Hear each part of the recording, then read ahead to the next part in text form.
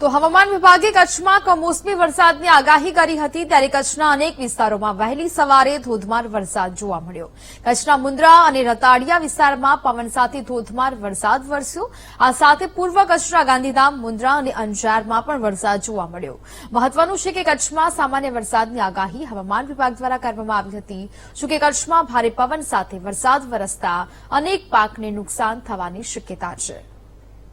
તો કચ્છમાં વહેલી સવારથી વરસાદના દ્રશ્યો છે તે સામે આવ્યા. ગાંધીધામ, મુન્દ્રા અને અંજારમાં પણ ધોધમાર વરસાદ છે તે વરસ્યો છે. રતાડિયા અને મુન્દ્રામાં પણ વરસાદ જોવા મળ્યો. કચ્છમાં ભારે પવન સાથે વરસાદ વરસતા અનેક પાકને નુકસાન થવાની હાલ તો શક્યતાઓ છે ખેડૂતો વ્યક્ત કરી રહ્યા છે. વહેલી સવારે કચ્છમાં વરસાદી માહોલ છે તે અહીંયા જોવા મળ્યું. ગાંધીધામ, મુન્દ્રા અને અંજારમાં ધોધમાર વરસાદ પડ્યો હતો.